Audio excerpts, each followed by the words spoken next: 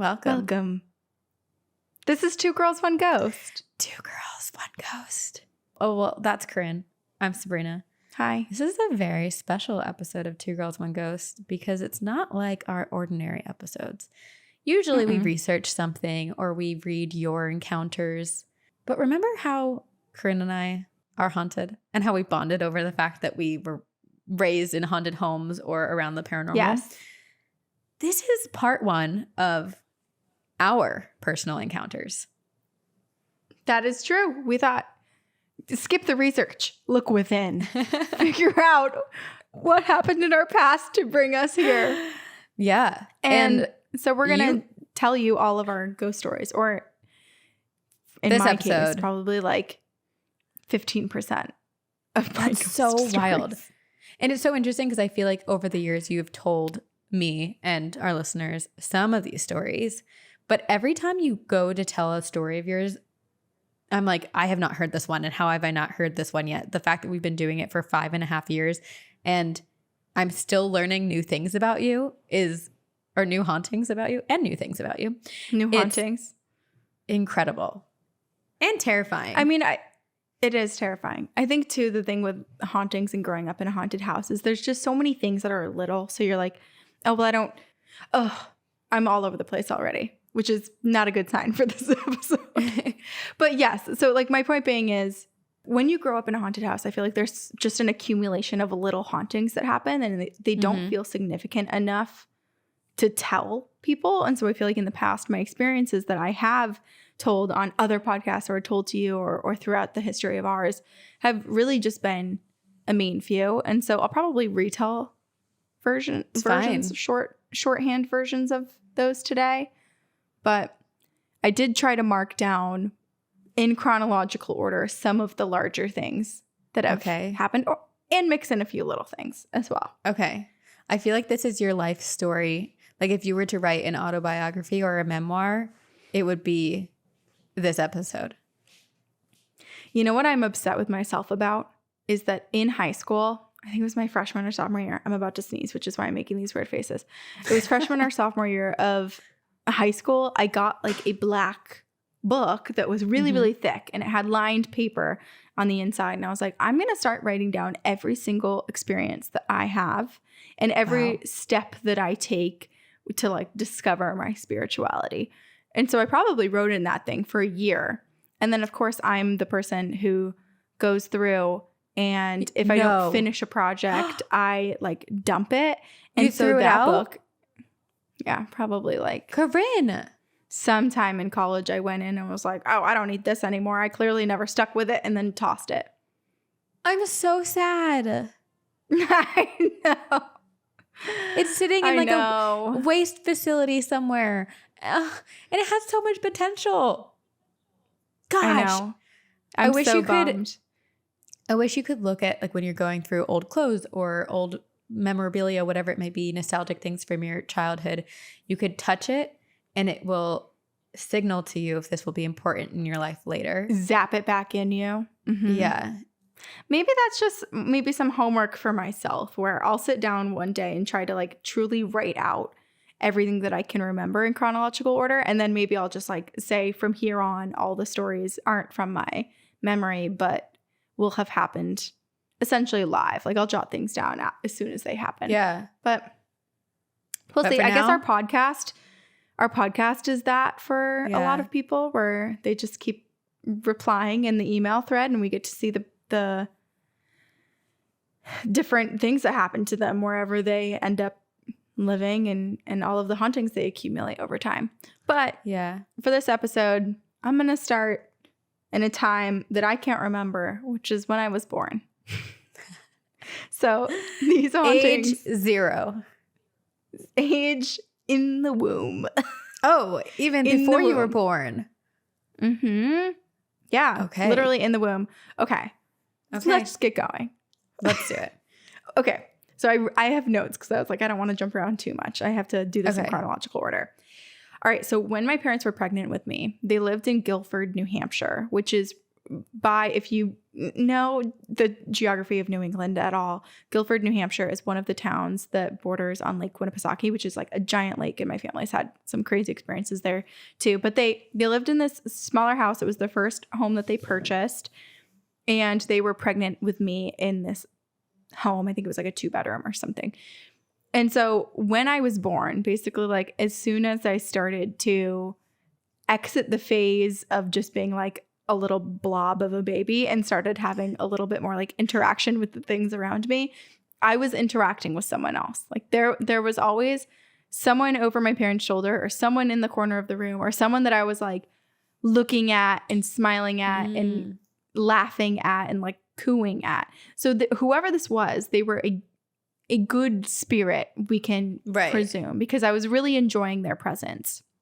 And my parents think that it could be. Okay, go ahead. I was going to say, don't you just wish you could remember all of that and oh my God, I know do. who it was? I do wish that. Yeah. And so I think my parents thought that it was the spirit that lived in their house because there was an older man who they would hear. Well, actually, let me back up. We've never actually had confirmation that it was truly an older man. I don't think they ever saw this person, but they just got the energy and like the feeling of it being this older man in their home. And this man in our home in Guilford would flicker the lights. He would turn it on and off. He would flush the toilet in the middle of the night. He would whistle and just wander around. So they would just like hear him whistling through the halls. And then he would also sometimes open the front door and leave or like come back in. And so my parents would. Would he leave the door open? I guess like, yeah. My mom said that she would have to like go and close the door when he would leave. Sir. I don't think it happened a ton, but like enough where, you know, especially if you're like home alone with a newborn baby, that's kind of concerning. So we kind of thought that it might be this spirit that I was interacting with, and it could be, but there's no confirmation of that. And then another thing that I would kind of like to think is that my dad's dad passed away when he was in middle school.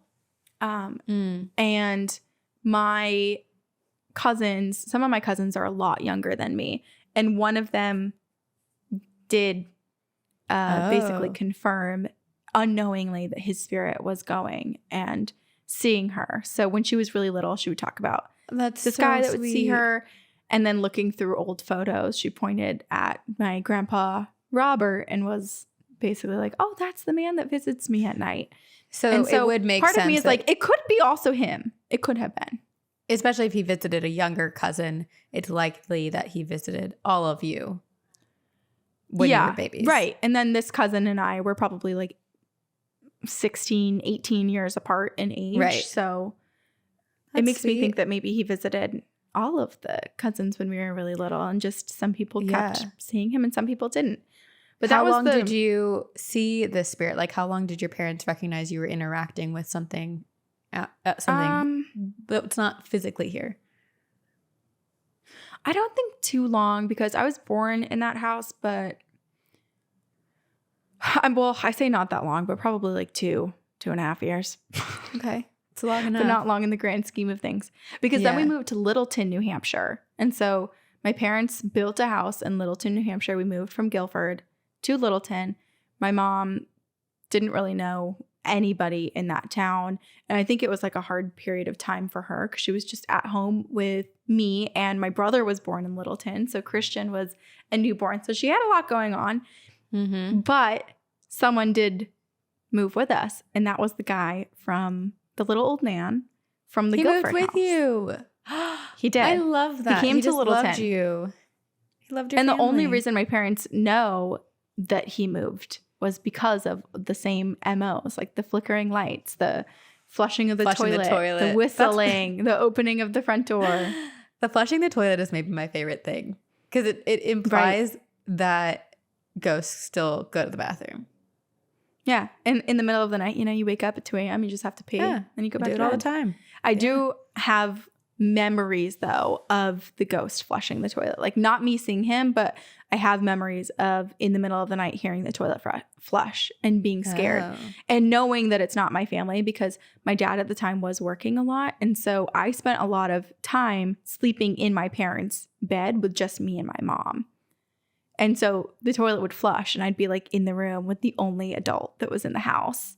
And then there's an infant and we're just like, and I'm like 4, so she can't be like, oh no, the ghost. Right. Yeah. So this is the house where my first memories are. So like I actually remember the hauntings here, unlike what was happening in Guilford. And we were only in Littleton for 2 years before, again, we moved for my dad's work. But in Littleton, I heard the toilets flush. I remember one time sleeping in my mom's bed and seeing like a cartoon version of a ghost. Like if you drew like the arched head and then the squiggly bottoms and the 2 big like eyes in the middle, like it literally looked like a piece of construction paper that someone cut out. I saw a ghost like appear like that and go move across my parents' hall or not hall, but like the wall of their bedroom and slip into their bathroom that was attached to their bedroom. It was 2D? It looked like that. It was so weird. And so I don't know what was there that wanted to be seen, but maybe not to like spook me. Maybe it was like, oh, such a young kid. Like I'll make myself appear like a cutout of a kindergarten aged ghost. I don't know. Or but I don't know. It was really strange. It's also one of those things where like, do ghosts have the control over being visible or not? Because if you're 4 or if you're young, you just are way more in tune and you don't have that like societal, ghosts aren't real or you're seeing things in your head. So you are way more open to the other side that just you could see it, that you could see the spirits. Right. Although I also think it's almost scarier for whatever it was to appear that way because it stuck with me so much more than if I had just seen a person. Yeah, that's interesting. Because it was just so different. Yeah. And so in that house, like there were those like smaller odd things that happened.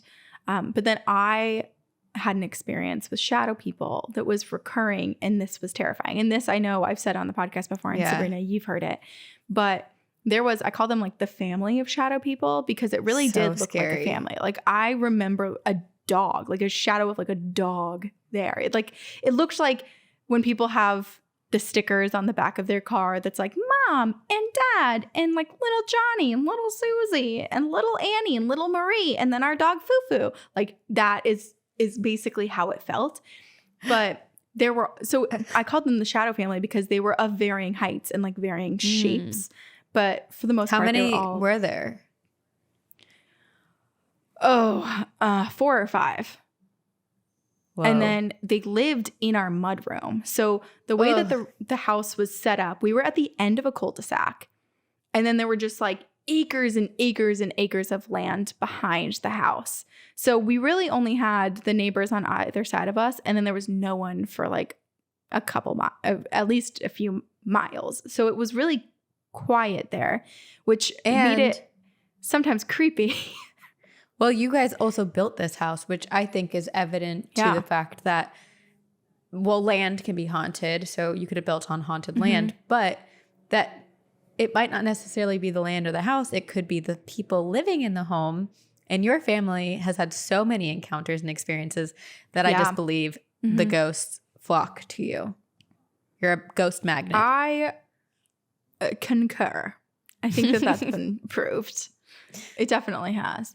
Yeah. But so this family these shadow people, I didn't have a name for shadow people for a really long time. I actually learned what shadow people were when I was like probably like 13, 14, watching an after school special and watched like one of those ghost hunter shows. And then they said shadow people and described them. And I remember getting up and running to my mom in the kitchen and being like, Mom, come to because it was before you could rewind or replay television. So I like rushed her into the room to hear it. And she was like, oh my God, because she'd heard me describe it so many times. But basically in our Littleton house, I would see this collection of shadow people that would only hang out in the mudroom in the walls in that hallway. I hate that. The way that our house was set up was it was 2 stories. And when you come in through the garage, there's a mudroom. And then there's a bathroom attached to the mudroom. So when you come in through the garage, you would, take off your jacket, take off your shoes. You could use the bathroom right there. And then you get off the tile flooring onto the hardwood. And that's when you're in the kitchen, the dining room. And then it's like an open concept into the playroom. So the playroom had these French doors that would close, but it was all glass doors. So sometimes I would be in there with the doors closed if I was playing and my mom was like vacuuming or doing something. But I would have a clear view down into the mudroom. I could see the door to the garage. See, this is the perfect time where you want the like visual graphic that comes up of like drawing the rooms in the house when you're saying and describing it. Yes. Yeah. I need to make it in The Sims and just somehow insert it into the video. That's a fun idea. But we make our old childhood homes. Oh, we should do that sometime and just make the layouts of our old homes and describe where all the hauntings were. Clear my schedule. This is where this happened. That's where that. Yeah, we're done. We're not podcasting for the next 7 months. We need to make our Sims homes. But these shadow people would appear only when my mom was not on the first floor. So if my mom was ever upstairs doing laundry or had to run upstairs to do something, I would be playing like with my Barbies in the room, and then I would just stop and I would I wouldn't hear anything, but I could sense it. That's so malicious. And then I would look over and I would see them and they would like appear and be like dancing around the wall. I say dancing, but basically like they're lurking and like darting across the walls. And it was terrifying. And I remember so many times, like countless times of me just like being so frozen with fear. Or sometimes I would crawl up onto the couch and try to sink myself into it where they couldn't see me. And then I would just like not move at all. I wouldn't flinch my body. The only thing I would do was scream, "Mom! Mom!" until she would come down. So I was screaming, but I was not moving an inch because I didn't want them to see where I was hiding. Oh, it breaks my heart so much because like just I'm picturing young little you, and now I want a picture of you up on the screen at that age so that everyone can see how cute and little you were. Oh, well, and that's a good call. Let's insert like what we looked like at each age so you can That's see a great idea. What hauntings happened to little innocent us. Feel bad for us. Feel bad for us. But it's so sad and so malicious, the fact that it waited until your mom was upstairs, or they, I guess, there's a group of them, meaning that they knew they were scaring you and they meant to scare you. Yeah. They meant to. And then they would disappear as soon as my mom came down. And I can only imagine how my mom felt. You know, like she was home alone with these 2 young kids in an area that she didn't know anyone. And I was constantly seeing people on the walls. And the bathroom was also there. That was the only bathroom in our first floor. And she would have to bring me to the bathroom every single time I had to go because I was too scared to go by myself. And I have a memory of one time where my mom was just like, she was washing dishes, you know, had the plastic gloves on. And she was like, I can't take you to the bathroom right now. Like I'm in the middle of something. You need to go by yourself. And mind you, the bathroom is 12 steps away from where she was. So it wasn't like she was sending me off into the abyss. But I was so scared of going into that area by myself that I stood there and I peed. I just like remember looking up at my mom and saying, okay. And then just peeing right there because I was like, I can't go by myself, but I have to go. Yes. And this is also the house where I said my creepy comments to my mom, where I was like in I was waiting for these trance. Yes. So this is when I was 3. So from age 3 to like 5.5 is when we lived in Littleton. So at age 3, I had 2 different experiences where my mom believes maybe a past life or like my soul was kind of bleeding through into this life. And the first one was, and I might mix up these orders and some of the details. My mom can tell it better. But basically, there was a time where it was just me and my mom home alone and my brother. And she was trying to get me ready for bed. And to get a 3-year-old to like brush their teeth and get ready for bed isn't always easy. You know, some nights they don't want to go to bed. And so I was getting really frustrated, and she said my voice kind of changed, and it's not necessarily that it like got down to like the level of an adult mature voice. It's just that the clarity of my voice went from being like a little kid to a well-articulated, enunciating voice. And I turned to her and I said, "How come you're the mom now?" And she was like, what do you mean? Because you were the mom before? And I didn't answer. And she said, I just kind of like went back to like being my little kid self.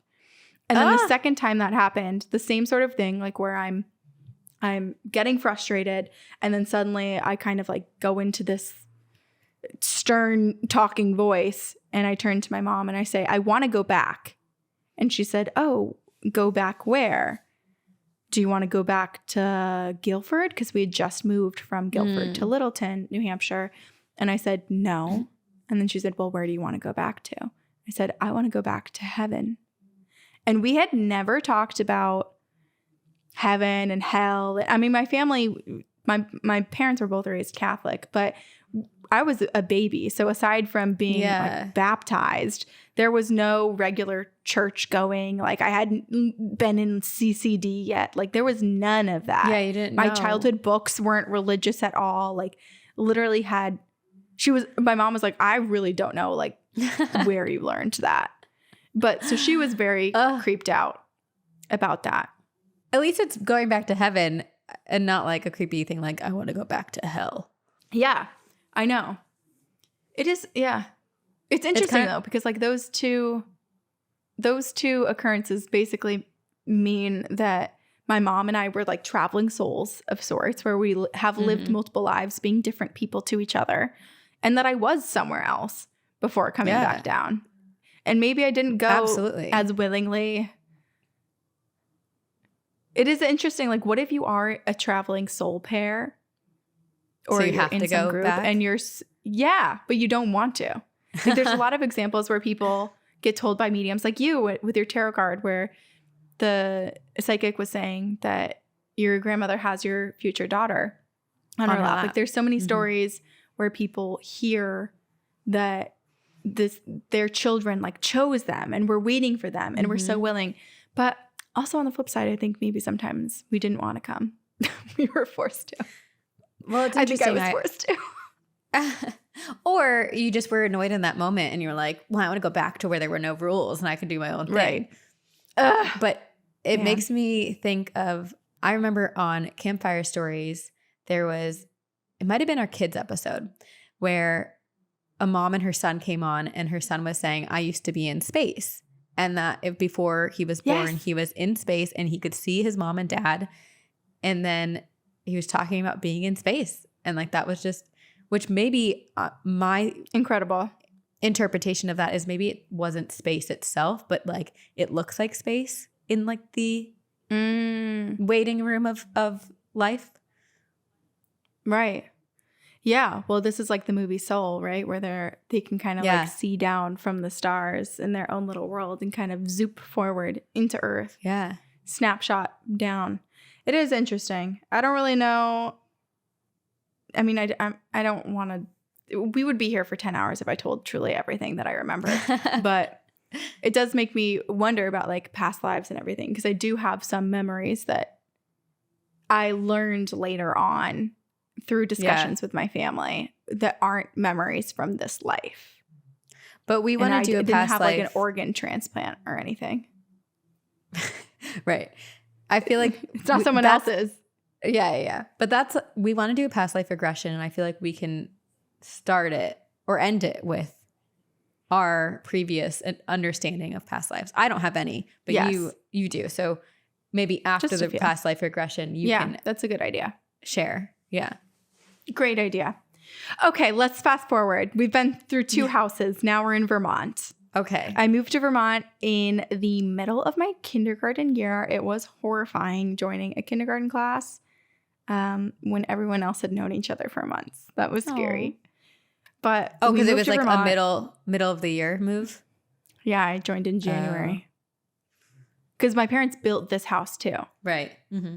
You know, back in the day when land was still available and it didn't break the bank to build a house or even buy a house for that matter. Yeah, very different life our parents lived, you know.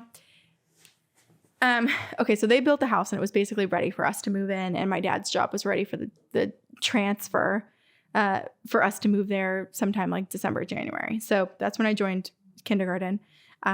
But that is also when the ghost moved in. That's when we moved in. We know the family who owned the land. We know the contractor who built the house. Like there for we can trace back this land for multiple generations.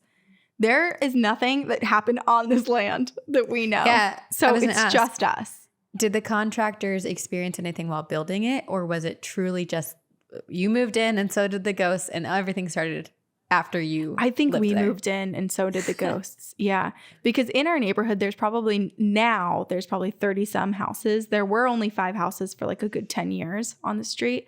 But out of the 30 some houses, at least that me or my parents have been told, I think there's only been a couple houses that have had paranormal activity. So it might be the people. It might be like some sort of perfect storm where the house is built, the land is conducive to holding the spirits, and then the right people move in. I don't know.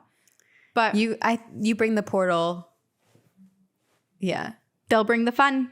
The hauntings. All the ghosts. The hauntings. Yes. Okay. So there are many spirits in this house. I'll just list a few. And I say many spirits in this house in current tense because there are some spirits who come and go, but my family has experienced the same spirits that are like sort of our regulars, where maybe we won't see them for a couple of years, but then we'll see them a bunch. Yeah, we have like our a regulars, diner. Our resident ghosts. It's the Cheers bar. And they each literally they each have their own room, which is really interesting. They like don't cross paths. Everybody has their dedicated space. So you won't encounter two of the spirits in the same room. It's very much like ghosts. It is. They each have their own chambers. Yeah, the chambers. The chambers are different. Okay, so one of the spirits that we see a lot is this tall man in the hallway, and he hangs out from the layout of my parents' current house is when you come through the garage into the mudroom. If you turn left out of the mudroom, you're facing the old like traditional colonial dining room. And he hangs out there. So the mudroom hallway into the dining room, and he's really tall and he's dressed kind of like almost in a suit. It's not really dressed up as in like he's going to a wedding, but it was more of like I don't know, like he was heading to work in the streets of Boston in 1930 or something. Like it's a suit, but it's like more of a casual suit. And he's super tall. Like this guy's probably like 6'6", I bet. 6'5", 6'6". He's a very tall guy, super skinny. So I've seen him multiple times. Usually just like a wisp of him kind of going from one room to the other. My mom has seen him a lot, like looking out the window or like sitting down over there. And my favorite experience that I've had with him was when we spooked each other. My family had been gone on vacation for multiple days. And I was the first one in the house, and we were unloading the car. And so normally when you unload the car, you like just bring stuff in, drop it, and go back out. But instead I decided like we have a lot of stuff. I should probably utilize the room to the left instead of dropping everything in the hallway. I'm going to make some extra space for everyone behind me. So how old were you? Around 14, 15, 16. I was saying that was a very smart idea of you. Okay. Yeah. No, I was older. But I whipped around into the dining room, and he was standing there like, but kind of against the wall, like as if we caught him off guard by coming in right then. So he was kind of like standing there, almost hiding behind the wall. And I whipped around and we see each other and he goes, whoa! I go, whoa! And then he disappeared. Oh my gosh. Isn't that kind of awesome? It's kind of like or for me, when I was growing up and my mom had asked me to do a chore before she got home from work. Like when I got home from school, I'd be alone, whatever. And she'd be like, hey, I'm to do the dishwasher before I come home. And I'd hear her car pulling into the driveway and I'd have to like run and do the dishwasher because like, I was doing something else. Yes. Yes. He got caught. Exactly. He got caught. Yeah. And then, another thing that happened to quite a few of us in the house, so basically like my family, and then when we would have people come over, when my brother and I would have like friends sleep over, or when we'd have relatives come over, one of the communal experiences that everybody not everybody, but a lot of people heard was after everybody's upstairs and goes to bed, our spare bedroom's upstairs, all of the bedrooms are upstairs, downstairs is the kitchen. Lights are out. We also have an alarm system, so if anyone did even get like a few steps down the stairway into the first floor, the alarm would go. So no one is in the first floor. we would hear often, and I still hear it sometimes today, we would hear silverware and plates, like someone's cleaning up dinner or fixing themselves a late night dinner. Oh. It was like the drawers are opening, the silverware is going, the plates are hitting. But there's no evidence of it in the morning. And my brother and I even would write notes, sort of like how you write a note to like to Santa or the Tooth Fairy. Mm-hmm. We would write notes to our ghost Oh. occasionally and leave it on the kitchen island because we'd be like, what are you doing? What are you eating? Like, what is your name? And then Did we'd you ever like some get sort a of writing response? apparatus. Never. No. I wish you guess had holding a photos pen or of pencil was those. harder. Right? I know. I wish my parents kept that. It's also weird. Our It's weird ghost 'cause, like, hunting journal. It's also interesting because you're hearing the movement of utensils and plateware, but did you ever go down and see any of those moved, or was it just like the sounds of it? Mm-mm. It was just the sounds. Huh. It was just the sounds. Interesting. Yeah. And I remember too a few times being spooked by it. It was one of those things where I finally got used to it, but I remember being spooked by it a couple times, getting my mom saying like, no one's downstairs, it's fine, the noise stops. And then later on in the night it picks up again and I'm hearing it. There was a lot I of wonder that. what they're eating. And then what are they munching that's on? my question. Like, invite us at least. You're in Mac our and home cheese. probably A eating our feast. food. It's like Beetlejuice. Let's all feast. feast together. Right. The Yeah, Addams and it's family. not like the scary version where someone's actually living in your walls because we Mhm. had the alarm system. So we would know if there was actually someone physically down there. And then another thing that happened specifically to me a lot was that there was a man and a woman who would be outside of my bedroom door and would Mhm. talk and like whisper to each other, but also say my name and try to get my attention.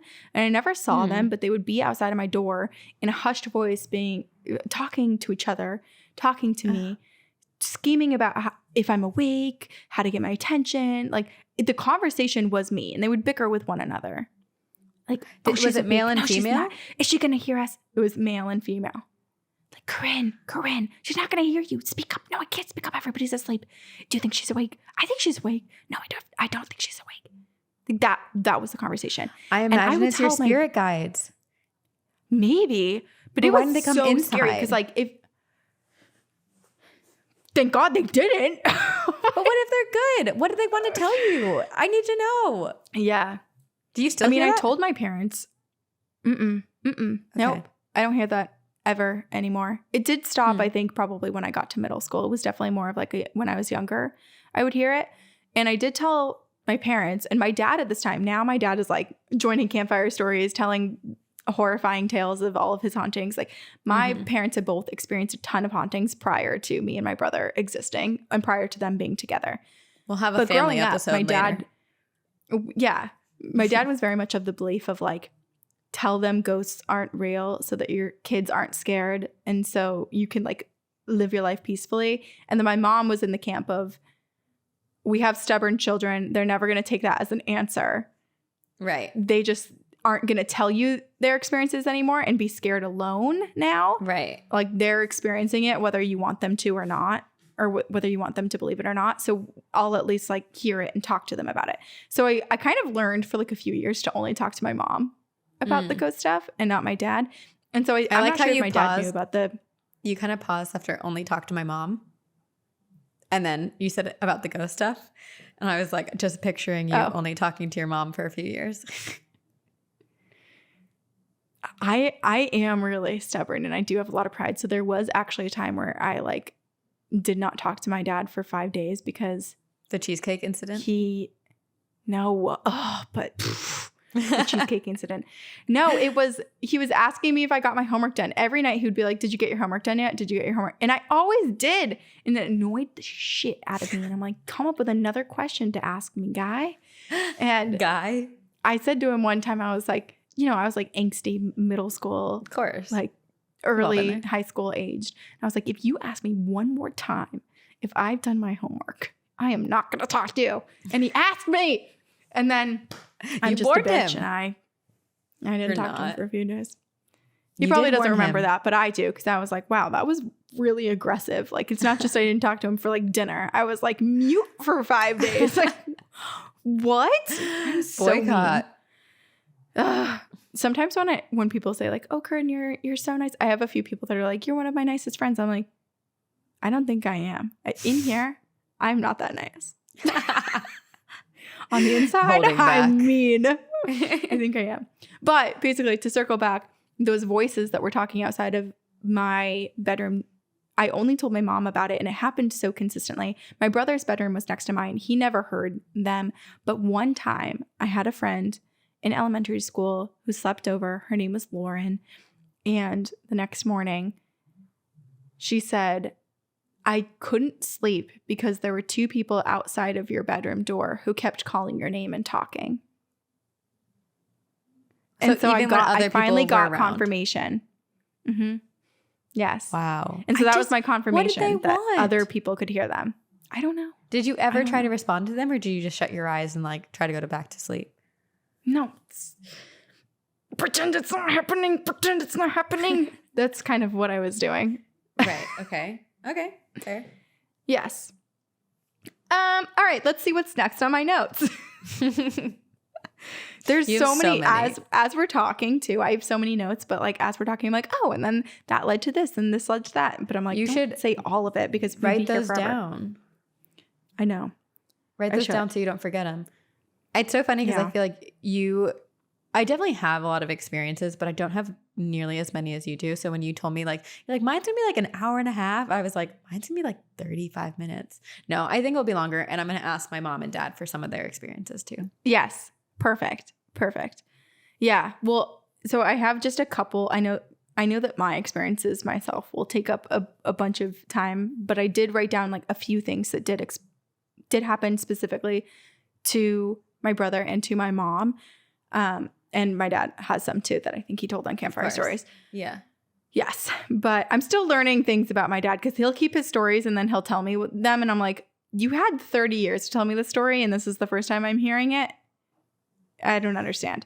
But well, it sounds like he was under the impression of like, let's not talk about it. So he definitely was. He definitely was until I was in high school, and then he started talking about it more.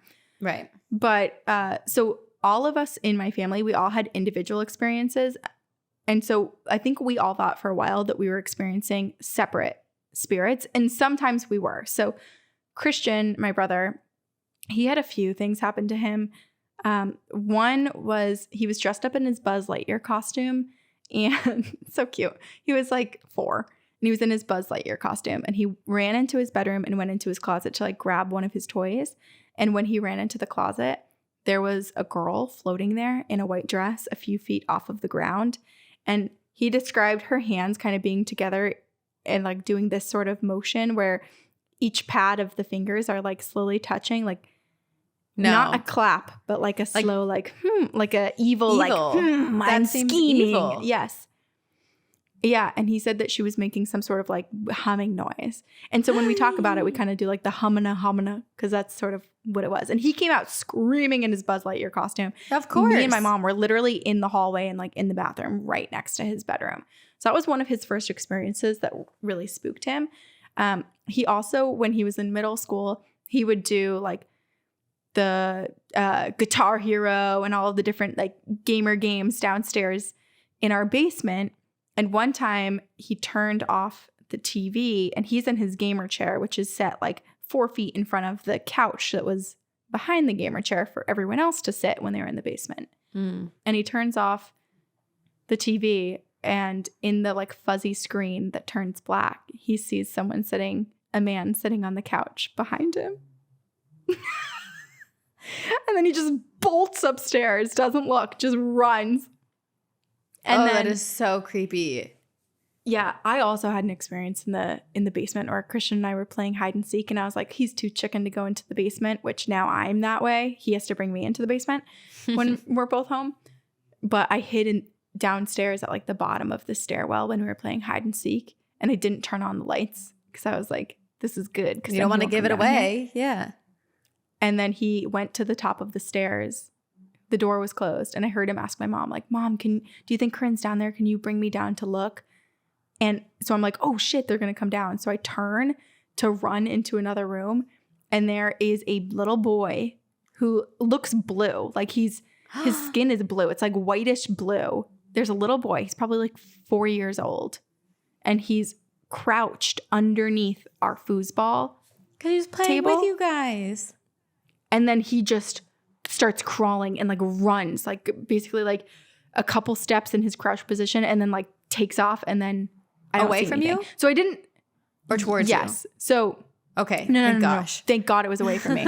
Yeah. So I didn't see, it wasn't like I saw 20 feet of this little boy crawling. I literally saw like a couple crawls and then he was out of sight And behind the foosball table. And then I sprinted upstairs, got my mom. Obviously the game of hide and seek was over because that was terrifying. It does seem like he was playing with you. And were you playing hide and seek tag where if they find you, you have to run away or they have to tag you for you to be out? No, Okay, but also well, I wasn't this the kid seeker. was. So maybe he was also just like, we need to find new hiding spots. Yeah. And my brother it's came. Scary, but it does seem innocent and like this kid just wanted to play with you. Yes. Yeah. In my opinion. Yeah. And actually it might make sense. That might make sense for like, there was another experience that I had where when I was watching TV when I was in middle school, so I was probably like 12 or 13, I was laying down in our living room on the couch watching TV and one of my shoes, like I had like a strappy sandal, was picked up and floated like 3 feet above the carpet right in front of my face because I'd taken off my shoes right there. So like I'm laying Right in down front of and all your of a sudden my face. shoe gets pulled up and I screamed and like hopped over the back of the couch and went and got my mom. But now that I think of it, it might have been that little boy, you know, just like a curious, like, what is this? Is this mine now? Interesting. Right. Yeah. Huh. But to finish my brother's, and I'm sure he's had so many more experiences that I don't even know about. He had probably the most haunted room in our house because every so often there would be like 3 or 4 figures. I can't remember the exact number of, if you picture like what the Grim Reaper looks like, or even like kind of like Voldemort, but like with a black hooded cape. There were multiple of those like matching creatures that would appear in his room and just kind of like do this weird like humming, chanting thing Oh my and gosh. walk in a circle for hours. And he would be absolutely terrified. And then it would happen for multiple nights in a row. And we would basically, I always say like we had to smoke them out because I would literally grab all of my incense sticks. I would like burn the dragon's blood, burn the white copal. Like we would do everything that we had in the house. And we would smoke them out for a few months and they wouldn't come back. It is so wild how many different spirits were in your home. Like, yeah, it's one thing for spirits to be whispering outside your door continuously, but then there's a little boy, then there's a tall man, then there's these weird creatures, creepy people chanting things. There's a woman in a closet, and there's more. Shadow more. people. I mean, my shadow mom people's by the other one. far, probably the shadow people. That was the house before, right? I had in the Vermont. Yeah, but also in the Vermont house, I did have a shadow person one time and they got into the shower with me. And they were very small. So they were probably like 3.5 feet tall. And they were in the shower. And I can't remember if I said it out loud or in my head, but I basically like claimed my space and like banished them. And then they immediately left. So it was like, probably like a 60-second experience of me freaking out, then figuring out what to do, then banishing them, and then them leaving. That's But it was horrifying. in the shower with me. Yeah. And Like, it also just when I showed would up in there? shower. Yeah. It just appeared suddenly. Oh my God. And then in the bathroom too, I would always bring in my boom box. And there were a few times where like a spirit would tamper with my boom box and they would like turn the volume up or change the channel. And then I'd be like, turn it down or like put it back. And then they would. Whoa. So at least they would listen to there you. were really scary moments, but then there were also moments where we're like, okay, we just live amongst ghosts and we have to respond Deal with accordingly. it. Yeah. Yeah, I and mean, my you were mom so definitely used had to it. one of, she had a nicer spirit. I'm the only person that's ever heard the spirit that she has had contact with I say contact, but it's very one-sided. My mom there's this man his voice sounds like he's in his 30s and he'll say, hello, or good morning, or I think one time he said like, hi, baby. He's very loving towards my mom. Hitting and on your sometimes mom. she'll get a tap on the shoulder in the morning. Like it'll be like tap, tap, hello. And so he usually only talks to my mom, but I heard him one time. It was maybe 4 years ago. and I was in my childhood bedroom when I was visiting home. And in the morning, I was already awake, but I still had my eyes closed. And I think I was like turned away from the door. And then I heard, hello. And then I was like, oh my gosh, I finally get to hear who my mom has been hearing for 20 years. My question is the spirit like a lover from a past life of your mom's? I don't know. A traveling soul that's of interesting. sorts. Or even like I'm thinking, what if it's like an ex-boyfriend or something that she doesn't know anymore, that like maybe passed away younger and it never got over your mom. Yeah. Deb, little No. heartbreaker. My mom does have a boyfriend, actually. She and her boyfriend, when she was 14, they never broke up. They just moved away. So then I have a lot of those because I'm pretty sure like my middle school relationships were all like, we just stopped talking and it was like, oh, okay. Technically, I'm still there's no dating official, we're I'm done. still dating Guido. We never talked once the entire time we were dating. Wow. You need Like, to he send didn't- him a breakup message. You're like, I just need to close the circle in my life. This is so funny. The way he asked me out, this is like 6th grade, so it's like super innocent. I had never talked to him.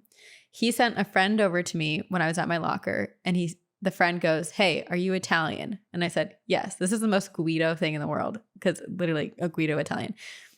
And I said, yes. And he goes, cool. And then he like goes over to Guido real quick. He tells Guido, she's Italian. And Guido goes, okay. Friend comes back over and goes, do you want to date Guido? And I said, sure. And then we were dating. And then the next day, my friend Catherine. Are you Italian? Then we should date. It must be like his parents were very much like, you have to have an Italian woman, you know? So he had that in his head. But the next day, my friend Catherine made me this little like homemade, she clearly went home, cut out his school picture from the yearbook, pasted it on a piece of paper, put a heart around it, and then wrote me a letter about how she dated him last year. And she's like, he's so nice. Oh my gosh. I never talked to Guido. We didn't talk once. That is so sweet. I know, but we never talked. Wait, but also what a nice friend you have. Very. Where she had already dated him and was like, you're going to have such a great relationship and like because be you treated don't so talk. well. I'm so excited for you to get to experience this because you don't talk. Yeah. And you'll never break up. Oh. You never will. Does Nick know this? So sorry. Did you get married 3 times for each boyfriend that you never broke up with? So it's like one marriage is for Nick and the other 2 is to assure him that the 2 boyfriends that you never broke up with don't mean anything. Don't worry about it. Yes. Don't worry about it.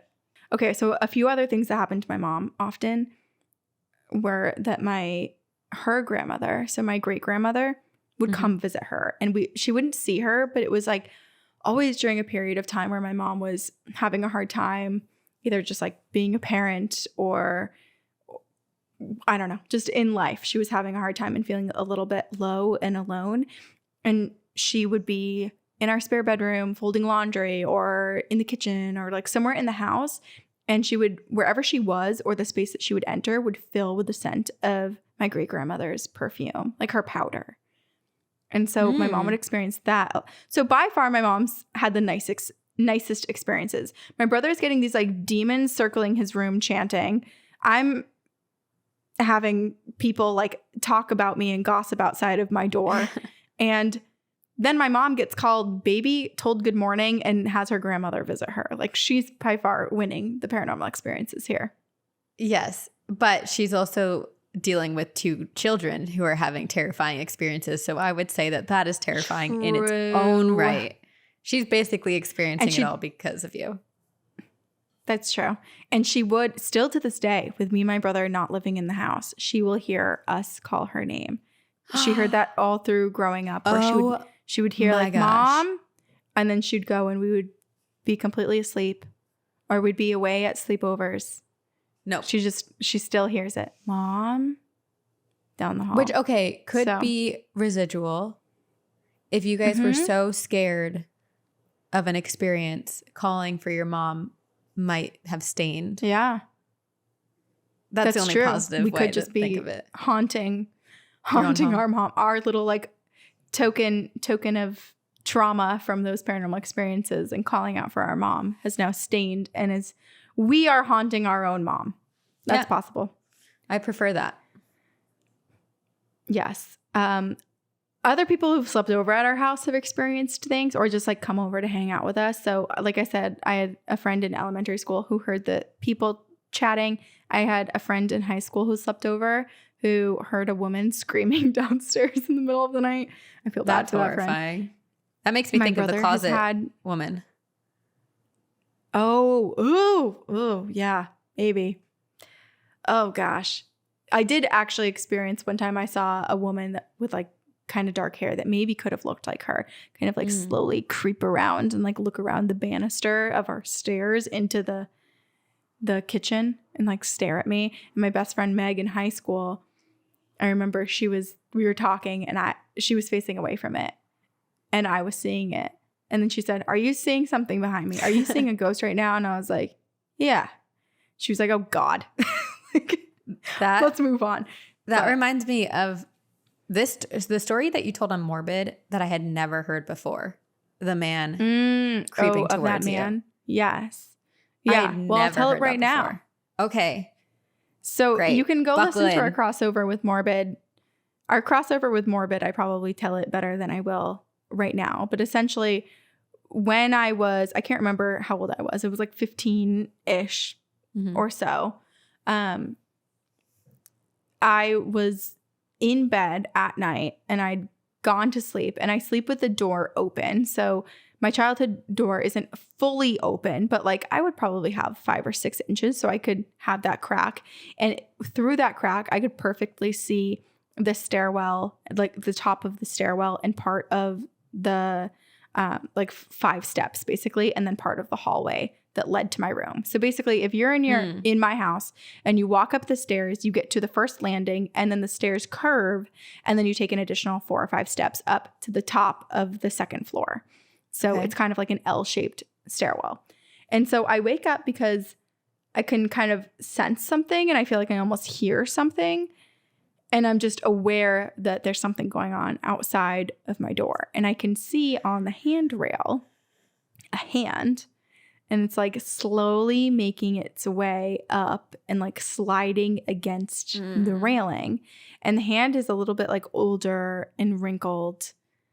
And the amount of time it takes for this person to come into view feels like eternity. Like this person is moving at a glacial pace. Like it doesn't want so slow. Because it's trying to be I feel like quiet. The whole experience had to have taken 30 minutes. Like it was a really long time for this thing to go eventually like 15 feet. Yeah. So I'm watching and I'm still laying down and I'm just like watching through this crack in my door, which I can still see like perfectly the stairs and the railing. And then into view, I see like the back of this person and they make it up the stairs and then they turn around. And this person is in a t-shirt and kind of like cargo pants-ish situation. They have a very like wrinkled and scarred face. Okay. And then they have kind of like a almost like gray or like white blonde buzz cut. Like they looked older. If I had to guess their age, probably like, I don't know. I feel like the pressure to identify the correct age, but it's okay. Someone who'd lived a life, okay. But we're not quite a senior citizen yet. Okay. But so they were older. Like they wore the marks of their body and had a lot of wrinkles. And it was this guy and he had this glaring look on his face. Like he looked like he wanted to kill me and his eyes were searing into me. And he's just making his way around the banister now. He's turning. So now he's fully off the stairs and on the second floor. And he's making his way down the hallway. If he had gone right, he would have gone to my parents' room. If he had gone left, which he did go left, he was coming towards me and my brother's room, which were next to each other. And so his hand is still on the railing and it's like, shh, like really gently sliding against the wood grain. And he's not breaking eye contact. It takes him forever to get through like halfway down the hallway, and then he disappears out of view. So now I can't see him because there's a blind spot, which is the end of that banister, and when it curves into my bedroom.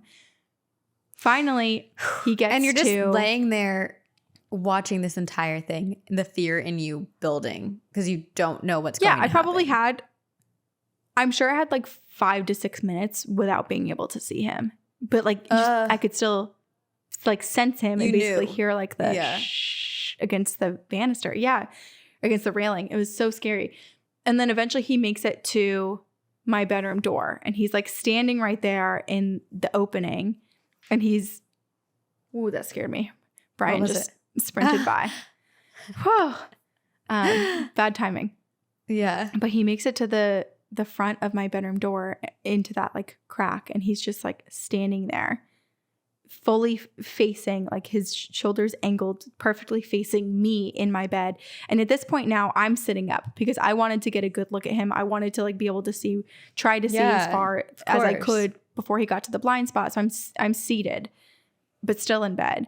And then he just stands there and stares at me for what feels like forever. And we're just basically having like a stare off. Me terrified, not knowing what this guy's doing, and him seeming like he wants to rip my face off and eat it. Like he is angry at me, visibly full of hatred. Ugh. And this guy took forever to get to where he was. He's the slowest moving spirit I've ever seen, which is what made what he did next so terrifying, which is he sprinted at me full force. No indication that he was about to change position. He just went from standing and glaring for 5-6 minutes to a full-on like sprinting at me. When he gets close to me, I can't see him anymore, but I'm blown back in my bed. I'm sitting up, and then my torso is just like whipped back. It feels like air hitting me, basically, like a really fast wind, and I blow back, and then I get up because he didn't pin me down or anything. He just like threw me back, and then I get up and I sprint to my parents' room. I get my mom. She comes back to my room to sleep with me.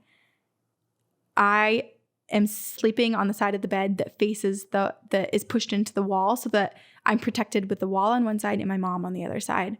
And then I wake up a few hours later because I sense that someone's there staring at me, and I pick my head up and I look over my mom back at the door, and he's there, and he's just staring again. And then he didn't charge me again, and I never saw him again after that. He just eventually went away that night. But that was my scariest experience. It's so terrifying. Yeah. I'd had other nice ones in my bedroom where like I've had 2 or 3 times I had like a spirit tuck me in, like the little around your body. It sounds scary, but that was comforting. Yeah. And that was arguably like closer and more physical of something for me to experience, where like, and someone stroking my hair. Those were all fine. This experience, this was terrifying. Corinne, I will say I am glad that you saw him again, because had it just been the first part, I would have some fear that this spirit came into you. Possessed me. And like it's lurking inside of you. But the fact that you saw it again later really reassures me. I hope. What was that? Yeah. I'm on edge. Is he in your apartment now? I'm moving my headphone so I can hear on the outside world. But that story terrifies me. It is creepy because it's like, I mean, we'll cover it on your special, the Sabrina special, but like it is interesting to think of because it's like your dad is a living example of that, where like there's something, whether it's a version of him or something else in him that coexists with his current state of consciousness. And so you never really know when something's gonna attach itself to you or become part of you. I don't know. Yeah. Very creepy. Or is it always a part of you? Always a part of you. Man, how long have we been doing this? I feel like I'm barely anywhere. It's been an hour. We might need to do a part 2 because I have not eaten today. But we've recently been talking about how parts of your soul like could split off of you if things happen to you. What if that then leaves room within yourself for spirits to like transfer part of them in you? Ooh. Okay. I mean, I feel like that could be both beneficial and horrifying, because then you get bad attachments. But then I'm also thinking, like, what if that's something that helps you become more powerful in your own craft and your own spirituality and like accepting yourself? Like, what if really good spirits too, and like your own spirit guides and I'll take a piece of Mary Shelley. Right. Like they can come to you and give you little pieces of themselves that would be to nice. borrow in your current life to make you whole again. How do you protect yourself from the bad ones that want to I don't know. take over? This is all a great point. I am not sure.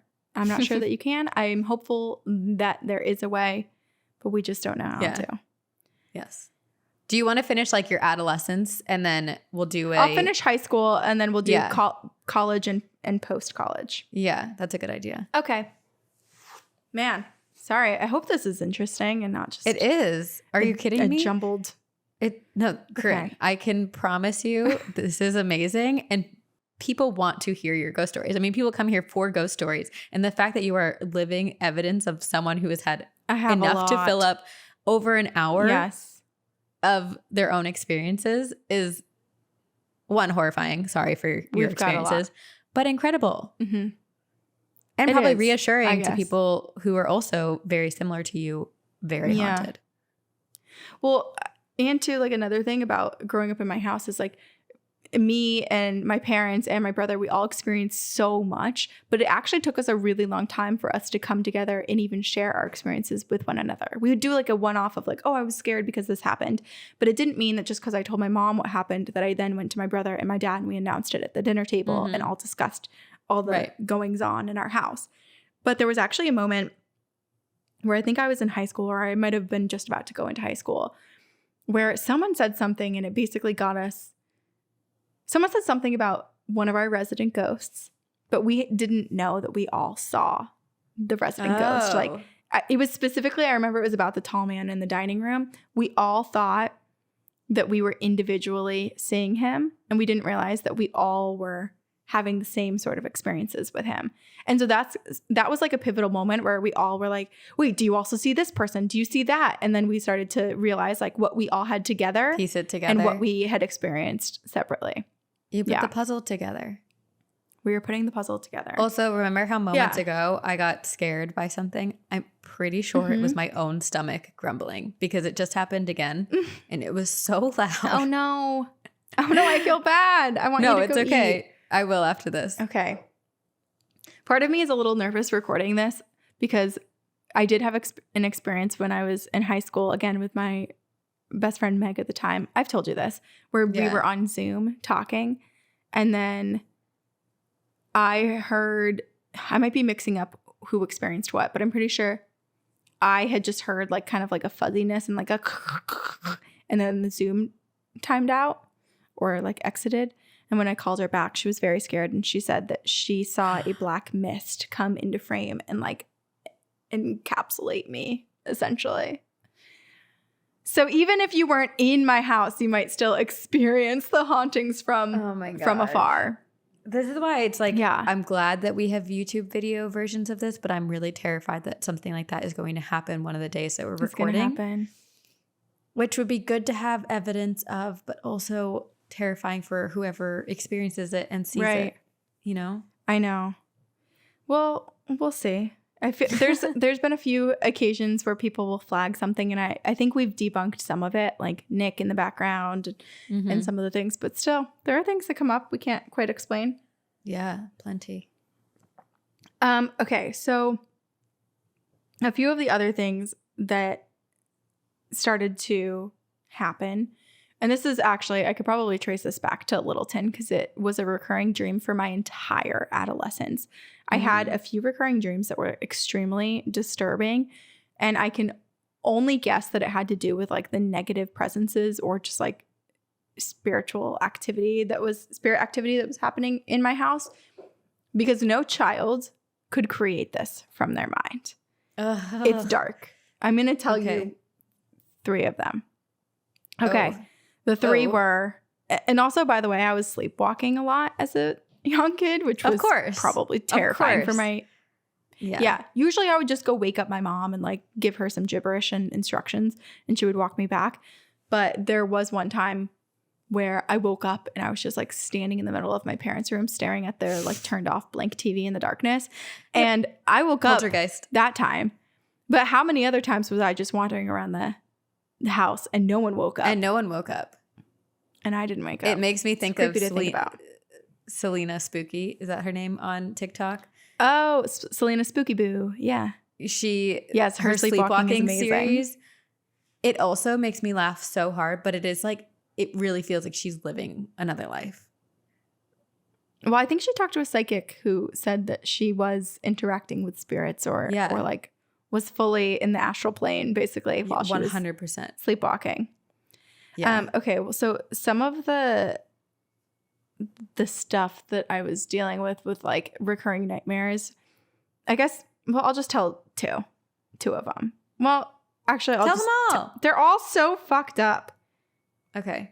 I'll just tell two of them. But they're all trigger warning. Yeah, I was gonna Trigger say, just put it- warning. Okay.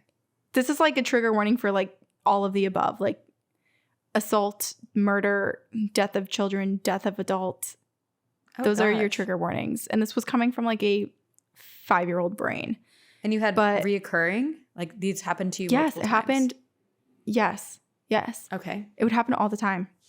I know. So one of them was, you know, the old like teeth toy that you can wind up and it goes.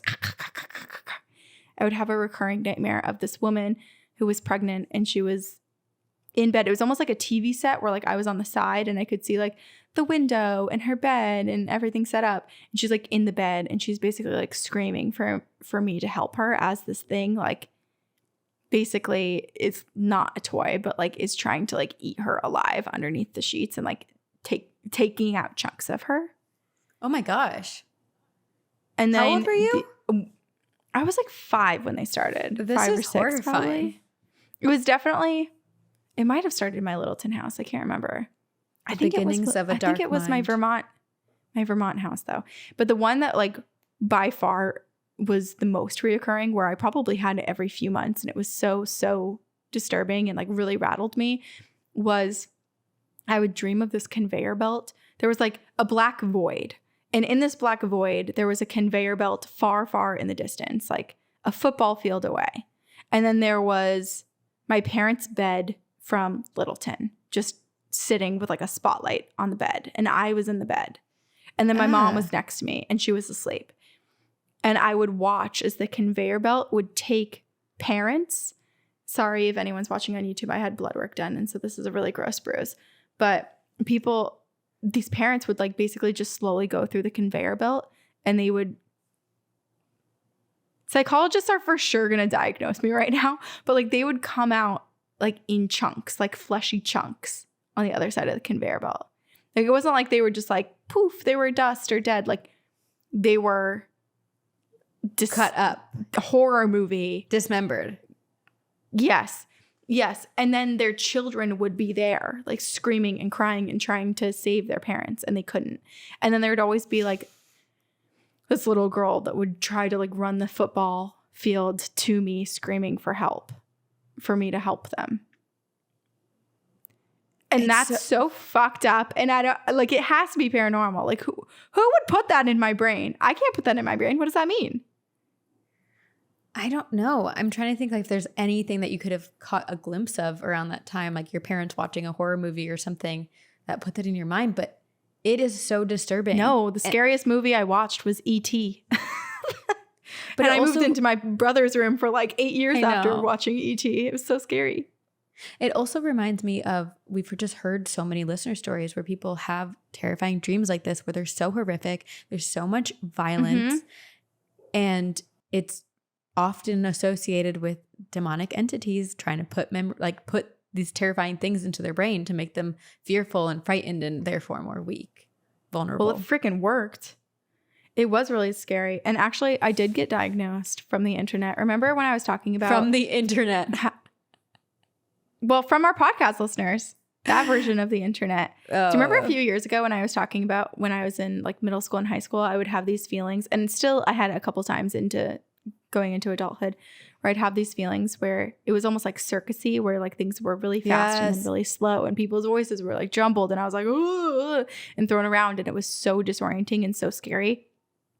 Apparently, let me look it up, because I did get diagnosed unofficially from our podcast listeners. I don't know why that makes me laugh so much. Tachysensia?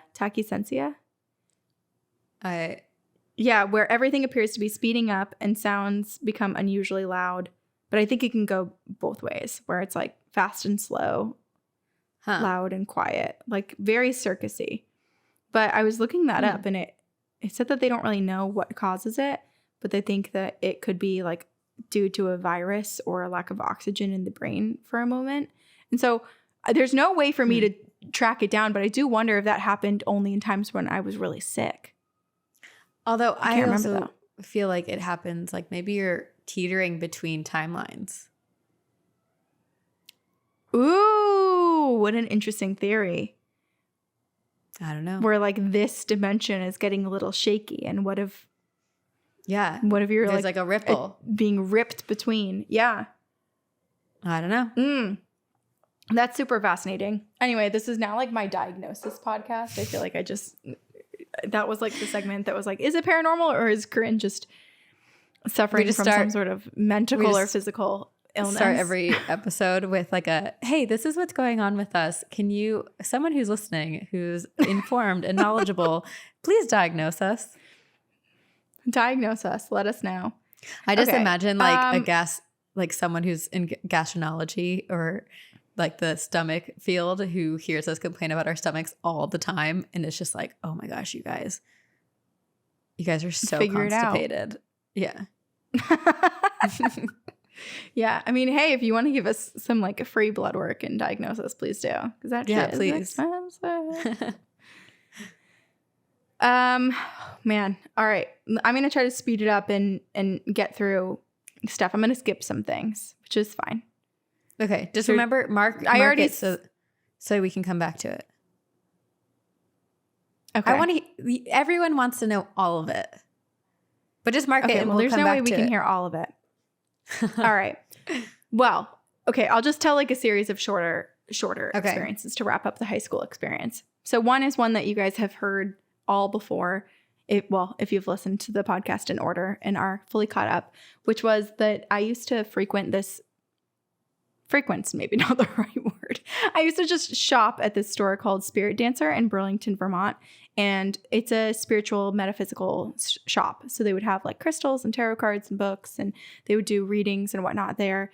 And I usually wouldn't necessarily buy anything. I would just walk around because I thought it was cool. Me and one of my friends would frequent there every time we went downtown. That was like a fun thing to do. It's fun. Yeah. But up at the desk or the checkout counter, there was a rack of pendulums, like crystal pendulums that are all hanging there.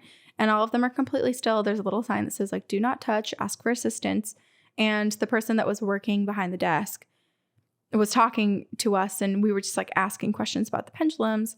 And then I said, I think I said something like, like which one should I pick? Which one should I choose?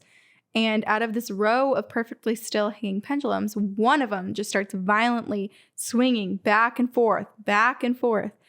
And the person behind the desk was spooked, was like, holy shit. And I'm like a 17 at this point. And I was like, okay, I guess I'll get this one, because I was like, oh, I guess pendulums pick you. It's kind of like, like the wand picks you, the pendulum picks you. And the person behind the desk was like, are you sure you want that? And I was like, yeah, I am. But then I very rarely use it because I am a little nervous that there was some spirit that was so intent on me bringing it home and using it. I get a little But that's the one that you've it. used on this podcast. Mm-hmm. Yeah, it's the only one I have. Because I feel like it's the only one that's like violently reacted to my presence. It was probably your guardian, because I feel like when you use those, it's supposed to be your guardian and those types of spirits coming through. So I do feel positive about it. Okay, well that's good. That's good. So I have the pendulum, and Okay, now we're gonna move on specifically to high school times because there were some things that happened to me outside of the house, but were still very much spirit related. Okay. So in high school, my best friend Meg, who I've already talked about a few times with different experiences that we've had, her and I think we went to Spirit Dancer and actually did buy some like meditation tapes that were about being able to feel your aura. And I never got to feel her aura really, but she was able to figure it out and like feel mine. And there's like some serious resistance. Sabrina, you and I will have to practice it. But her and I spent a ton of time together. Like she was my best friend throughout all of high school. We were always at each other's houses. And I was over at her house one day and her bedroom was on the second story. But it had like a door that went out onto the roof of the garage. So part of her bedroom was like basically a roof. Like it was really fun in high school to go like just sit out on this little section of roof and like watch the stars at night or like hang out or whatever up there. Sneak out. So her and I were up on sneak out. Yeah. But there's nowhere to go. This is farm country. What are we going to do? Run 20 miles to some friend's house? No, you don't get to go anywhere. But we were up on the roof and I look down and I see her dad walking up the driveway and I say, "Oh, look, there's your dad." And as I say that, she looks down and this man who I thought was her dad walks through the car and disappears. And she was like, "Where?" And I was like, oh, never mind. I think I just saw a ghost. But this man is just walking through their driveway in the middle of nowhere. And like so clearly was not a spirit to me. Like he looked fully formed, like fully solid. He looked like a real person. And that was interesting because for the most part, when I see spirits, a lot of the times it's not me. I have like all of the clairs, like the clair cognizant, clair whatever. I oftentimes will hear them. Sometimes I smell them. Sometimes I just know that they're there. I get like downloaded information on what they look like, but like my physical eyes aren't seeing anything, but I know what they look like, what they're wearing, who they are basically. Like I get pieces fed to me. Or I'll just see like little blips of something. Or like someone will look like a ghost. Like it's a wisp you are just of a person. You're a medium. I think you're a medium, Corinne. I think I'm an extremely untrained and blocked off medium. I think I could get there if I like really dedicated the time to. Your spirit guides this one was want you interesting. to. I know. They're asking you to. I will. But that one was interesting because this guy, similar to the spirit I saw on my stairs, well, I guess it's still different because like this person I thought was an actual person versus the spirit I had sprint at me and push me down in my bedroom. I knew it was a spirit, even though I could like see what they looked like. But then I'll leave you on just a few things that happened, a few final things that happened when I was in high school. So one of them was when I was it this? No, never mind. I like how you look to me about something that I was not a part of. I know. I'm confused. Was it this life or another life? Was that what you're going to ask? Was it this life or another life? No, I was in well, what I was going to ask was it in college or was it in high school? Because now I'm having trouble remembering, but I think it was they might have both been in high school, where when I was in the theater area and up on the stage for like public speaking class or intro to acting or whatever the heck I was taking, I remember specifically 2 different times, and whether it be in high school or another time, that is uncertain. But I saw a girl she had brunette hair and it was put into a ponytail and she was wearing a backpack and she was walking up the aisle, like towards the exit. And I remember flagging to whoever I was next to. I was like, "Oh, who's that?" And then she basically like dissipated into thin air. And then I had another experience similar to that where I saw a little boy kind of like darting and running in between the aisles playing. So I was seeing stuff outside of my own house. Because you are open. And you can see things. That's why. I guess you're so. just open. This reminds me of, remember when you, me, and Izzy went ghost hunting at the LMU. Or I guess I have a problem with hunting because we're not hunting the spirits. We are investigating. We went paranormal. We're ghost watching. It's like you go bird watching, you go ghost watching. Hunting. Or watching. And we went to the LMU theater late at night after a couple drinks, and we tried to look for ghosts. I remember hearing noise on the rafters in the theater. Do you remember that? I do remember that. Yeah. Yeah, so places are haunted, and I guess I can experience it some places that I go.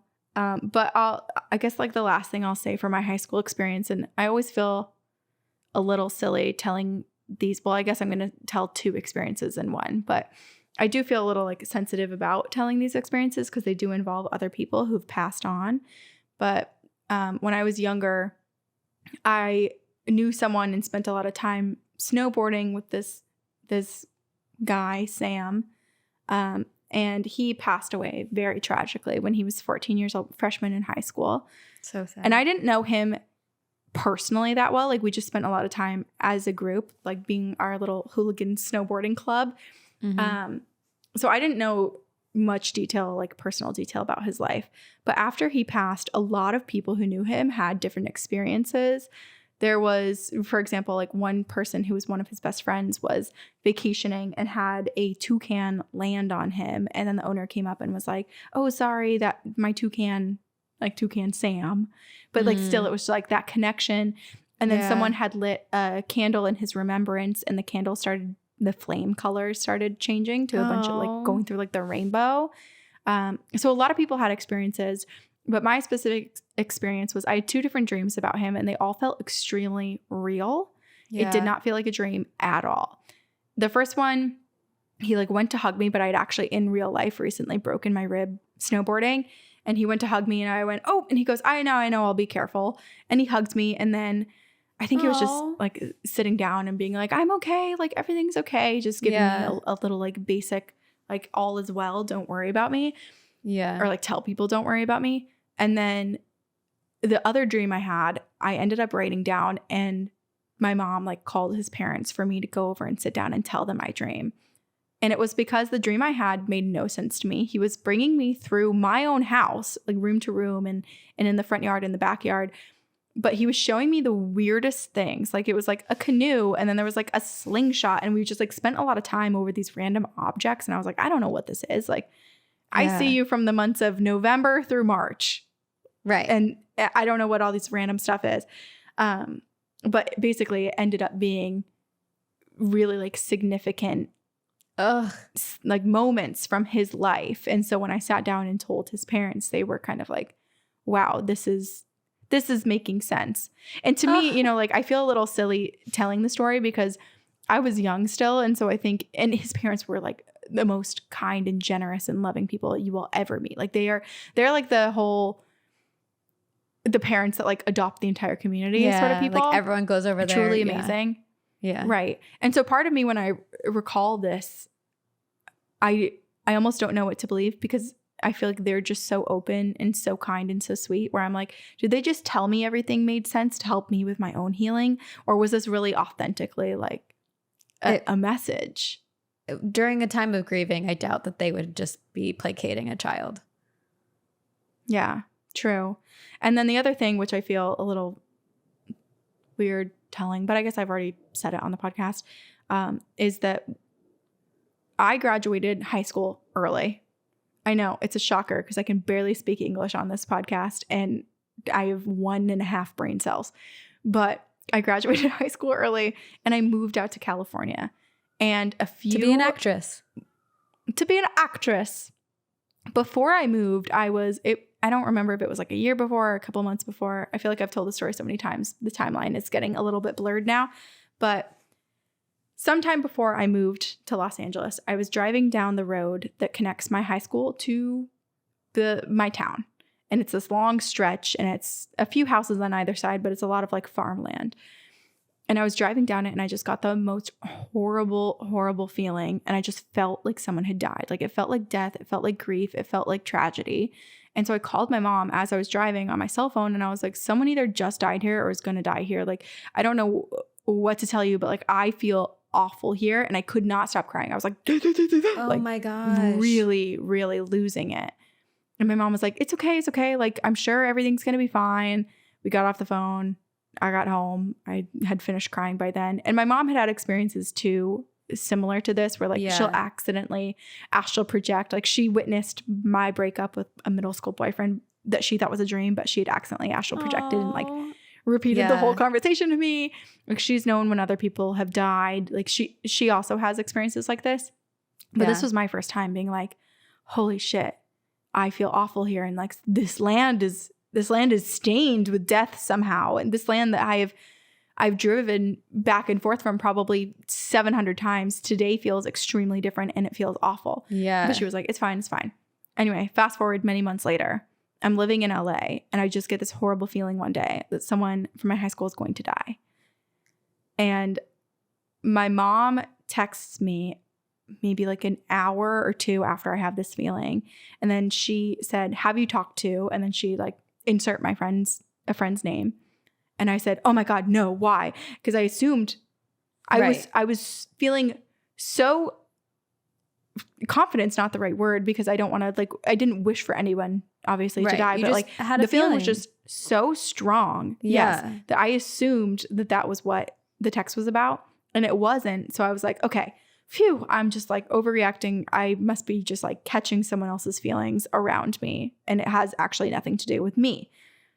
And then a few hours after that, so probably like 8-9 hours after I get the actual feeling like someone from high school is going to die, I find out from a friend that someone that I did grow up with and spent a lot of time with as a really young child, and like he was in my high school and same grade as me, that he had a car accident and he went off the road. That road. And he right there where I had started crying before and called my mom. Unfortunately he did not survive. It was tragic. My dad drove by the car accident and didn't know that it was him or that it was a car accident. Oh yeah. It's was also just very tragic.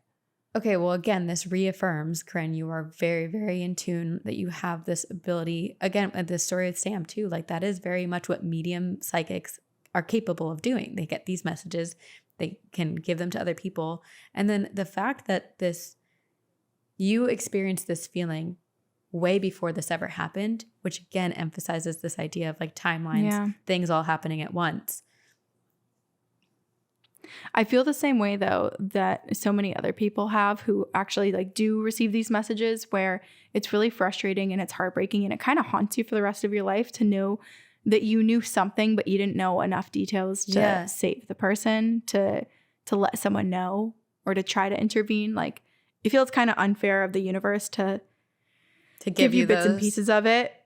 Right. Because then it's like, but yeah, why? Like why even give it to me if I can't do anything to prevent it?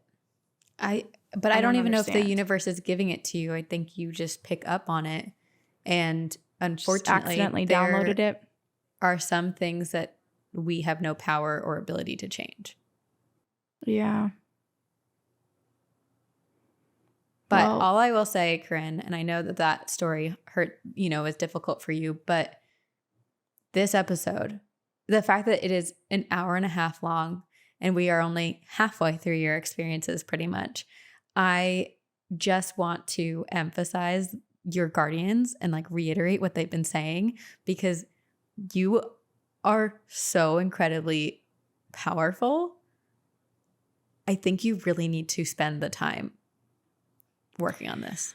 I know. I say that in like an exasperated tone, but it's because, Sabrina, you and I in the past year have had what, like three tarot card readings, I guess? And or like every single one has told you? Every single one of my readings is the same, where it's basically my spirit guides being like, you got to tap into it. And in the last reading we had, what was interesting was I always think to myself like, oh, well, I don't have time. Or like, I just feel so busy. Like who has time to meditate for like 15 minutes and then learn all these other things on top of it? That's it. I know. Do have but it feels time. heavy. It feels heavy. It's like hard for me to build new habits. It definitely is. Yeah. But what's interesting in our last reading was that the reader was the psychic, like in the middle of saying another thought, and another thing was like, sorry, your spirit guides are coming back again. And they said, you really need to do it. Like, it's not a big deal to take 10 minutes a day. And they basically were like telling me, stop making excuses. And so let's do it. I will hold you accountable. Okay. Let's set I better just, if I'm going to do reminder. it, I better be so damn good at it that I can give accurate messages when I need to. Well, you got to practice. 'Cause otherwise, the only way you get there is if you practice. Mm-hmm. Yes. Everyone send vibes to Corinne that she has to do this. Bully me on the internet into becoming more in tune with my own abilities. Yeah. Yes. I mean, I have blocked a lot of them off over time. I think there's been moments in the podcast where I've gotten really spooked and I've tried to block things off. Or it's sometimes just like emotionally exhausting to open yourself up and like take on other people's emotions and to not know like what's going to wake you up in the middle of the night and what's going to be around the next corner. And it just takes a lot of extra energy. So sometimes it is easier to just like block myself off. But then it's hard to unblock. What you need is a mentor. Do you want to be my mentor? I can't. I don't know anything. I don't have powers. I think you need to find someone who is like tapped in, who knows what they're doing, who I need has like a psychic gone mentor. through it. Yeah. Someone who knows how to protect yourself, all of those things, who can help guide you through this process of learning and growing. Yeah. Channeling. But Channeling. until then, we'll follow along in this journey. I'll ask for updates. And we'll get a part 2 of this episode because Corinne is haunted AF. Yeah, and I'll write out part 2 a bit better because I was like, I'm going to go in chronological order Corinne, this stop. episode. And I was Corinne, like, bing, stop. bing, bing, bing, bing, bing, bing. Here's my random timeline. Nope. Okay. Stop being mean to yourself. Stop it right I got there. the finger wave. I got the finger. No. Take it back. You're brilliant. Okay. That was an incredible episode. Well, and don't be so for hard on part yourself. 2 of my experiences, thank you. I think part 2 of my experiences will be all the more exciting as well because it does include many encounters that I experienced alongside you. So there are a few Corinne and Sabrina experiences for part 2. Yeah. Okay. Lovely. And then we'll do the Sabrina special. Yes. I have to write those down too. Yes. But until then, there are so many ways for you to support us. Email us your encounters to twogirlsmyghost@gmail.com so we can have a you episode. And then follow us on social media and rate and review us on iTunes and join our Patreon. There's so many fun bonuses. This will be on Patreon first. So if you're listening, hi. And then it will come out on a regular feed. And what else? Merch. Buy merch. Pyramid scheme. Those things. You know. Pyramid what scheme. you're doing. Oh, yeah. Thank you to our editors at Fire Digital. And thank you to all of you for listening. Yes, thank you. And we do hope that we get to meet you and see you on this side. But if we do not, we will see you on the other side.